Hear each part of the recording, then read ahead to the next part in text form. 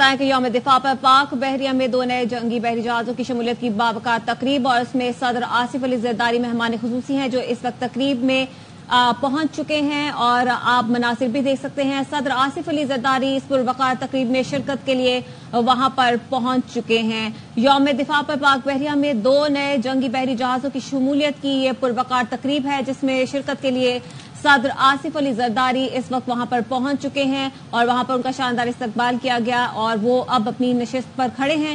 آپ کو بتائیں کہ یوم دفاع پر پاک بحریہ میں 2 نئے جنگی بحری جہازوں کی شمولیت کی یہ باوقار تقریب ہے جس میں شرکت کے لیے وہ یہاں پہنچے ہیں۔ پی این ایس بابر اور پی این ایس حنین کی بیک وقت پاک بحریہ میں آج شمولیت ہوگی۔ ترکی میں تیار کیے جانے والا پہلا بلجیم بابر کلاس جہاز پی این ایس بابر باضابطہ طور پر پاک بحریہ میں شمولیت اختیار کرے گا۔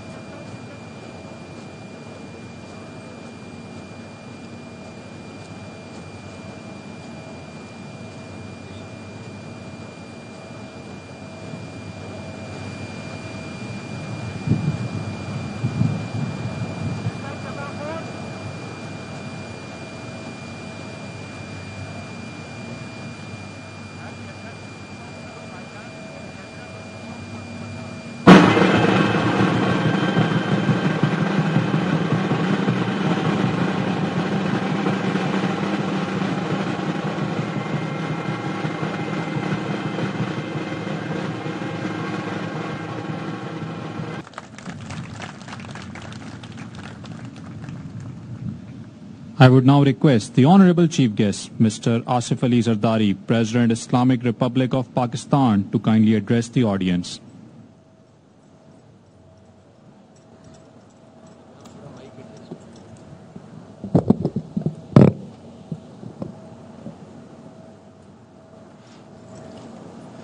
Bismillah ar-Rahman ar-Rahim. His Excellency Bilal Dawoodi, Turkish Deputy Minister for National Defence, Admiral Naveed Ashraf, Chief of the Naval Staff, General Flags and Air Officers, Excellencies, distinguished guests, ladies and gentlemen, Assalamu alaikum. It is an honor to be here on the Defence Day of Pakistan, a day that reminds us of the courage, unity and determination of our armed forces and citizens who defend our nation against extreme aggression. We are indebted to our martyrs and brave soldiers who laid down their lives, many of them my friends from college too, for the defense of motherland. We need a strong navy to protect Pakistan's geo-economic interest. It is reassuring that on this Defence Day, we are witnessing the induction of two Pakistani Navy ships, Babar and Hunain, into the Pakistan Navy fleet. These ships symbolize our strong friendship with Turkey and our trust and Dutch Damen shipyard in Romania. These ships will boost the capability of Pakistan Navy to defend our maritime boundaries. I'm glad, ladies and gentlemen, I'm glad that Pakistan Navy is playing an important role in the regional security by being part of a multinational maritime coalition. It has instituted national maritime security patrols under its national mandate that reflects our resolve and commitment to providing a conducive maritime environment in the region.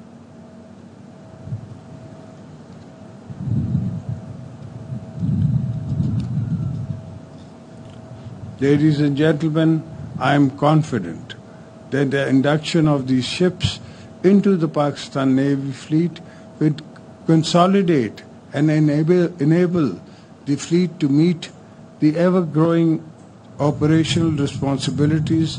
Induction of PNS Babar and PNS Hunain will provide the fleet with enhanced firepower, greater reach, and more lethality to boost our capability in countering both conventional as well as asymmetric threats.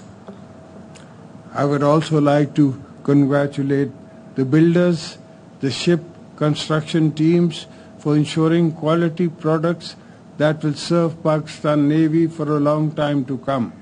I will also like to appreciate the dedication, hard work, and commitment of all workers, technicians, engineers, and managers associated with the project, not only from Pakistan, but also from Turkey and Daman. My compliments to the teams at Messrs. Asfat Turkish Navy, Istanbul Shipyard, Daman Shipyard, Golati, and all OEMs involved in this project.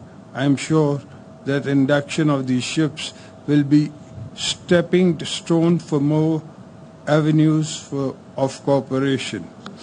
In the end, I wish the commanding officers and crew of PNS Babar and Hunain a Godspeed in all their endeavors. May these ships sail smooth in the high seas to secure Pakistan's maritime interests and keep Pakistan's flag flying high. I would like to thank Admiral Naveed Ashraf, Chief of the Naval Staff, for inviting me to this landmark occasion. I extend my profound facilitation to the nation on this day when we have reinforced our defense, and let us pledge to protect our motherland at all costs. The day shall be remembered in our history for times to come, inshallah. May Allah bestow our homeland with peace and prosperity and stability. Ameen. I thank you all. Pakistan Navy Zindabad, Pakistan Paindabad.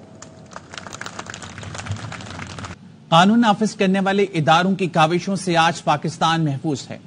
افواج پاکستان نے دہشت گردی کی افریت کو بہادری اور جوانمردی سے قابو کیا. Army chief general Syed Asim Munir کا یوم دفاع پر پیغام. سپہ سالار نے ڈیجیٹل دہشت گردی اور 5th جنریشن وار کو روایتی دہشت گردی کے برعکس زیادہ خطرناک اور پیچیدہ قرار دیا. اس عزم کا اعادہ کیا کہ پرامن اور محفوظ پاکستان کے عزم کو کوئی کمزور نہیں کر سکتا.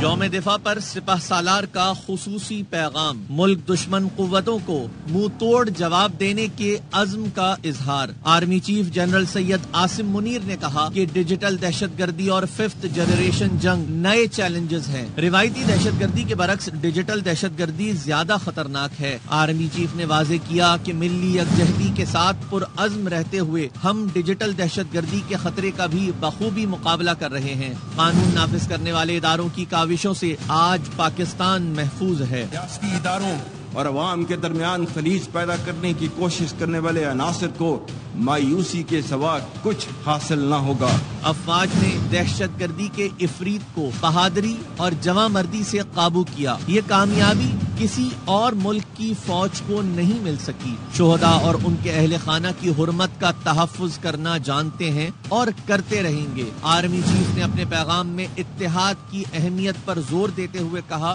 اختلافات کو بھلا کر مثالی یکجہتی اور ہم آہنگی کا مظاہرہ کریں.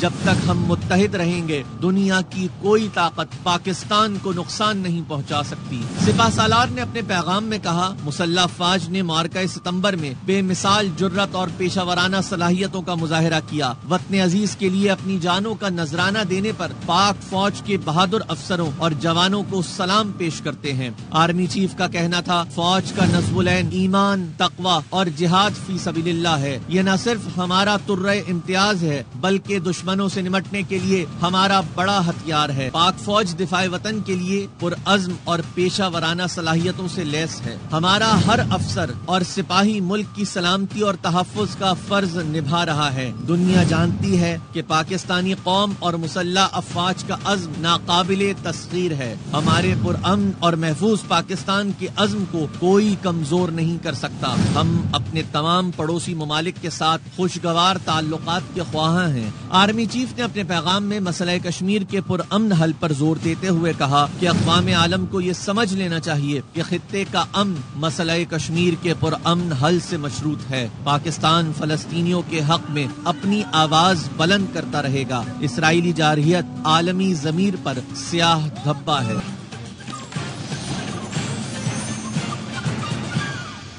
وزیر دفاع خواجہ آصف کوئٹہ میں گفتگو کریں. آزادی کی فضا میں جو ہے وہ سانس لے رہے ہیں. اس دن میں ہمیں اپنے عہد کی تجدید بھی کرنی ہے کہ جو کشمیر جب تک آزاد نہیں ہوتا یا کشمیر کا جو سٹیٹس جو وہاں پہ چینج ہوا ہے، آئینی سٹیٹس جس طرح ریورس کر کے اس کو کشمیر کو جو ہے اپنا حصہ بنانے کی کوشش بھارت نے کی ہے اور اقوام متحدہ کی جو ہے. آج ہمیں لاتعداد سیکورٹی چیلنجز جو ہیں درپیش ہیں. ان سیکورٹی چیلنجز میں سب سے بڑا چیلنج جو ہے وہ دہشت گردی کا ہے، اور اس دہشت گردی کے پیچھے کون لوگ ہیں وہ بالکل پاکستان کی عوام کو، بچے کو پوری طرح علم ہے اور اس چہروں کی جو ہے ہم شناخت کرتے ہیں. ہمارے دشمن جو سرحد پار دشمن ہیں وہ بھی اس دہشت گردی کو سپورٹ کر رہے ہیں، وہ بھی اس دہشت گردی کی معاونت کر رہے ہیں تاکہ پاکستان اندرونی طور پہ کمزور ہو، مزمحل ہو یہ ریاست جو ہے. لیکن انشاءاللہ تعالی ہم اپنی دفاعی افواج پہ جس طرح ماضی میں انہوں نے ملک کی جو ہے دفاع جو ہے اپنی قربانیوں سے کی، ہمیں پورا اعتماد ہے کہ پاکستان ناقابل تسخیر رہے گا اللہ تعالیٰ کے کرم و فضل کے ساتھ. اس 6 ستمبر کے دن ہمیں اپنے کشمیری بھائیوں کو بھی بھولنا نہیں چاہیے. اقوام متحدہ کی جو قرارداد ہے وہ اٹل ہے اور اس کو کوئی ہندوستانی حکومت کا اقدامات جو ہیں اس کو چینج نہیں کر سکتے اس کا سٹیٹس جو ہے. اور ہماری سپورٹ جو ہے کشمیریوں کے لیے ہر طرح کی سپورٹ جو ہے ہر وقت جاری اور ساری رہے گی. ہمارا ماضی بھی گواہ ہے، ہمارا حال بھی گواہ، اور انشاءاللہ تعالی کشمیریوں کے ساتھ جو ہماری لازوال محبت ہے اور ایک ایسا ان کے ساتھ ہمارا بندھن ہے جو کبھی بھی نہیں ٹوٹ سکتا. ہم آج کے دن جو ہے من حیث القوم جو ہے تجدید عہد کریں کہ پاکستان کی دفاع کے لیے چاہے وہ اندرونی دشمن ہوں یا بیرونی دشمن ہوں ان کا یکجان ہو کے ایک متحد قوم کی طرح اس کا مقابلہ کریں گے اور پاکستان کے ہر انچ کی جو ہے وہ حفاظت کریں گے، نظریاتی سرحدوں کی بھی اور جغرافیائی سرحدوں کی۔ پاکستان زندہ باد۔ وزیر دفاع خواجہ آصف کا یوم دفاع پر پیغام، انہوں نے کہا کہ دہشت گردی کے چیلنج سے نمٹنے کے لیے مسلح افواج چوکس ہیں، شہیدوں کے طفیل پاکستان ناقابل تسخیر ہے، اور یوم دفاع کے موقع پر انہوں نے خصوصی پیغام جاری کیا۔ تحریک انصاف 8 ستمبر کو اسلام آباد میں جلسہ کرنے جا رہی ہے، جس کے لیے اسلام آباد کی ضلعی انتظامیہ نے NOC جاری کر دیا ہے۔ جلسہ GT روڈ سنگجانی کے کھلے میدان میں ہوگا۔ نوٹیفیکیشن میں ہدایت کی گئی ہے کہ جلسے میں شرکت کے لیے پنجاب اور خیبر پختونخوا سے آنے والے موٹر وے استعمال کریں۔ اسی پر بات کرنے کے لیے ہمارے ساتھ موجود ہیں ڈپٹی کمشنر اسلام آباد عرفان نواز میمن صاحب۔ بہت شکریہ عرفان صاحب وقت دینے کے لیے۔ بتائے گا پاکستان تحریک انصاف کو اب اس جلسے کی اجازت دے دی گئی ہے، کیا کیا ہدایات جاری کی گئی ہیں اس جلسے کے حوالے سے؟ جی madam, thank you very much. سب سے امپورٹنٹ بات تو with regard to routes describe کیا گیا ہے، روٹس کو نوٹیفائی کیا گیا ہے۔ اس سے سب سے بڑی وجہ یہ ہے کہ آنریبل ہائی کورٹ کی یہ ڈائریکشن دی کہ ہم ایک بیلنس ڈرا کریں کہ جو لوگ جلسے میں پارٹیسپیٹ کر رہے ہیں بالکل کریں، how at the same time جو لوگ جلسے میں پارٹیسپیٹ نہیں کر رہے، جو لوکل ریزیڈنٹس ہوں گے اسلام آباد پنڈی کے، ان کی لائف بھی افیکٹ نہیں ہونی چاہیے، and they should be spending their life as normal.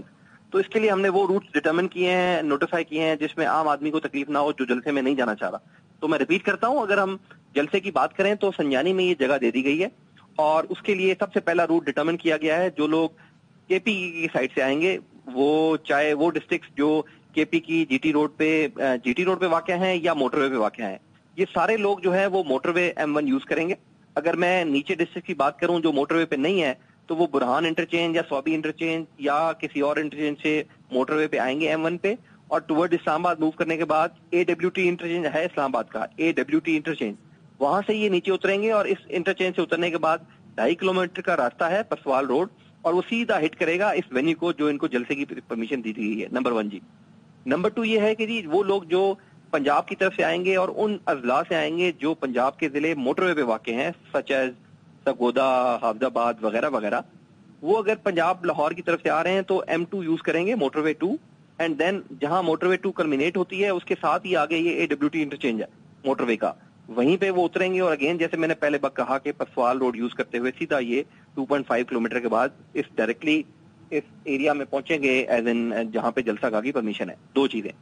تیسری چیز یہ ہے کہ جی وہ ڈسٹرکٹس یا وہ لوگ جو GT روڈ پہ جیلم، گجر خان اینڈ ٹورڈ ساؤتھ جو ہمارے ایریاز ہیں پنجاب کے وہاں رہ رہے ہیں، وہ لوگ وہ GT روڈ یوز کریں گے، اور جب وہ GT روڈ پہ گجر خان کراس کرنے کے بعد روات ایریا میں پہنچیں گے تو روات سے ایک روٹ نکلتا ہے جس کو چکبیلی روڈ کہا جاتا ہے۔ اس چکبیلی روڈ کو لیتے ہوئے وہ چکری انٹرچینج موٹر وے M2 کو ہٹ کریں گے، اور وہاں سے جو ہے AWT انٹرچینج موٹر وے پہ جائیں گے، اور اگین وہی AWT انٹرچینج سے 2.5 کلومیٹر کا راستہ ہے ٹورڈز اس ایریا جی۔ 3 چیزیں جی۔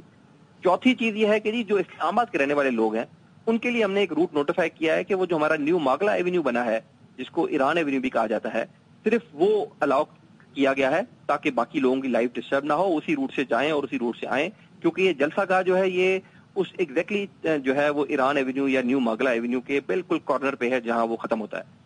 اور سملرلی مری کے لیے بھی اور پنڈی والوں کے لیے بھی راستے نوٹیفائی کیے گئے ہیں۔ مری والے جب 17 میل یعنی 12 کو سے پہلے پہنچیں گے۔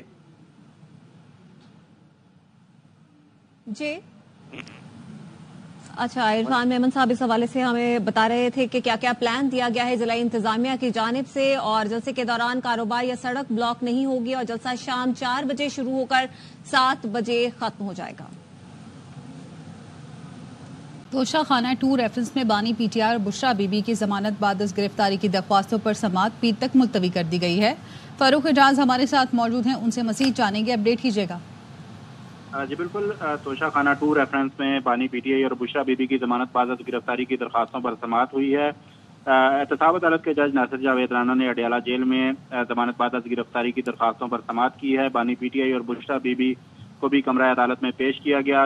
بانی PTI اور بشرا بی بی کی جانب سے دلائل کے لیے بیرسٹر سلمان صفدر عدالت میں پیش ہوئے، جبکہ نیب کی جانب سے پروسیکیوٹر جنرل نیب سردار مظفر اپنی ٹیم کے ہمراہ عدالت میں پیش ہوئے۔ نیب کی جانب سے عدالت میں یہ موقف اختیار کیا گیا کہ نیب ترامیم کیس پر سپریم کورٹ کا فیصلہ آ چکا ہے، اور سپریم کورٹ کے فیصلے کی روشنی میں عدالت نے اب یہ دیکھنا ہے کہ کیس میں اس عدالت کا دائرہ اختیار بنتا ہے یا نہیں۔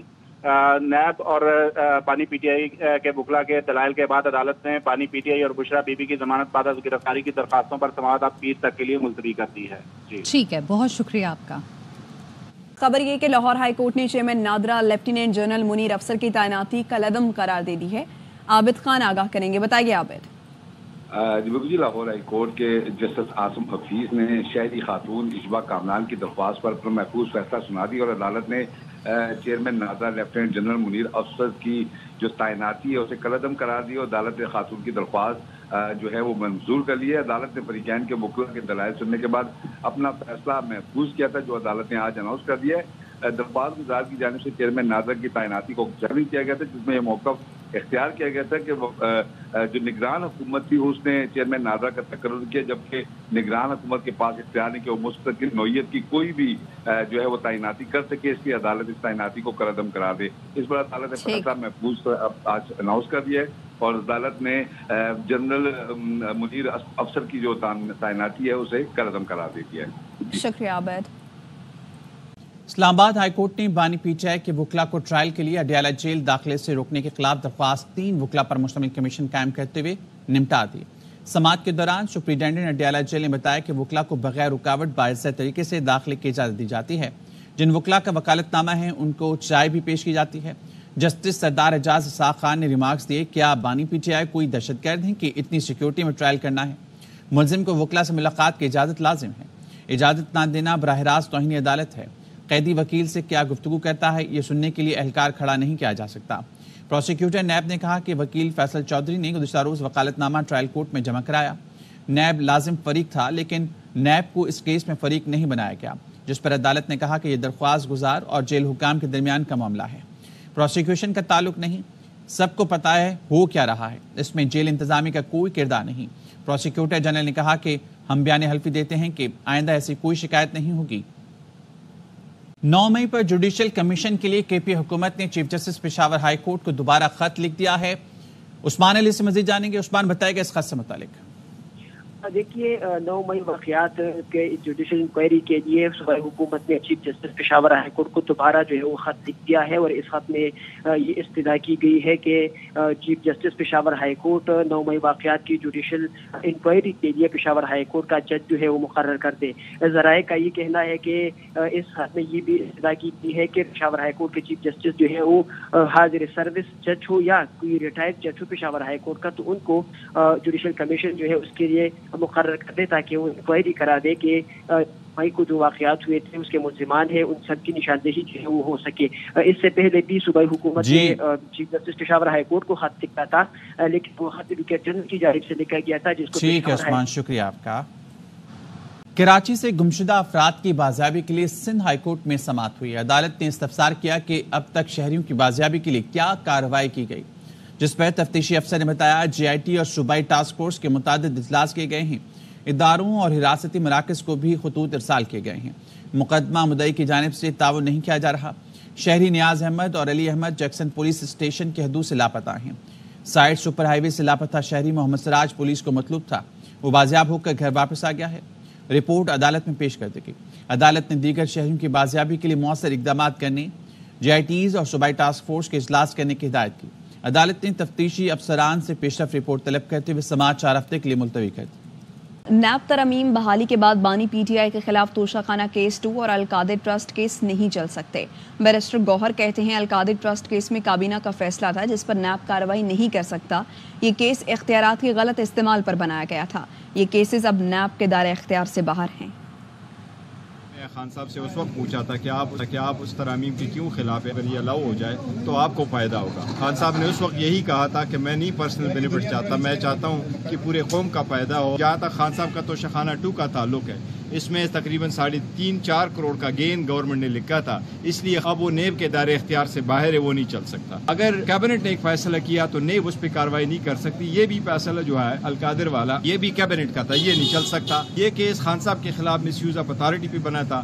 गवाह जो आए थे कोर्ट में उन्होंने एडमिट किया था कि इसमें खान साहब ने कोई पर्सनल बेनिफिट नहीं लिया। प्रोसिक्यूशन का अपना यही केस था कि मिसयूज ऑफ अथॉरिटी है, इसमें पर्सनल गेन का नहीं है। अलकादर केस भी अब मेरिट पे खत्म होना। स्पीकर पंजाब असम्बली मलिक अहमद खान कहते हैं सियासी जमात के कारकुनान को हुजूम में तब्दील करके फौजी तंसीबात पर हमले किए गए।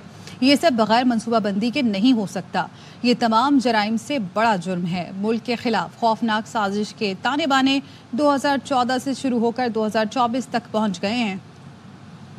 तो इस तरीके से पॉलिटिकल पार्टीज को मॉब्स में कन्वर्ट करना करके फिर उसके बाद 29 इंस्टॉलेशंस मिलिट्री पे एक ही दिन हमला करना, ये आप एक बाकायदा जामे मनसूबाबंदी के बगैर कर सकते हैं। इस जुर्म का हुजम बाकी तमाम जराइम से बड़ा है कि इस मुल्क के साथ एक खौफनाक साजिश, अदालत के खिलाफ साजिश, सियासत के खिलाफ साजिश, इस मुल्क की मईशत के खिलाफ साजिश, और ये ताने बाने 2014 से चलते चलते 2024 तक आ गए हैं। किसी फंडामेंटल राइट्स के पीछे छुप जाएं, किसी इंसानी हकूक़ की तंजीम के बाद के पीछे छुप जाएं। The person who commits these wrongs loses his certain rights as a fundamental right. Speaker साहब ये फरमाइएगा कि पीटीआई वाले मुसलसल इस बात के ऊपर जोर दे रहे हैं कि जी अगला साल इलेक्शन का है। हम तो हवा वक्त तैयार होते हैं यार। मेरी बुनियादी शर्त सियासी इस्तेहकाम है। क्या वो नताइज जो सिर्फ इमरान और उनकी जमात के लिए उनके फेवरेबल मिले, और वो नताइज हैं और बाकी नताइज।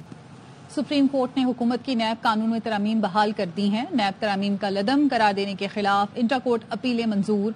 चीफ जस्टिस काजी फाइज ईसा पर मुश्तमिल 5 रुकनी बेंच ने 6 जून को फैसला महफूज किया था। फैसले में जस्टिस अतर मिनल्ला और जस्टिस हसन अजहर रिजवी ने इजाफी नोट तहरीर किए। फैसले में कहा गया कि बानी पीटीआई नैब तरामीम को आइन से मुतसादिम साबित करने में नाकाम रहे। सुप्रीम कोर्ट को पार्लियामेंट की कानून साजी को कलअदम करार नहीं दिया जाना चाहिए, लेकिन इसका हरगिज ये मतलब नहीं कि खिलाफ आइन कानून साजी को भी कलअदम करार नहीं दिया जाएगा। आईनी इदारों को एक दूसरे का एहतराम करना चाहिए। अदलिया और मुकन्नना को एक दूसरे के दायरे कार में मुदाखलत पर एहतियात करनी चाहिए। चीफ जस्टिस और जजेस पार्लियामेंट के गेट कीपर नहीं है। न्यूज बुलेटिन से फिलहाल इतना ही। मजीद खबरों और अपडेट्स के लिए देखते रहिए ARY न्यूज।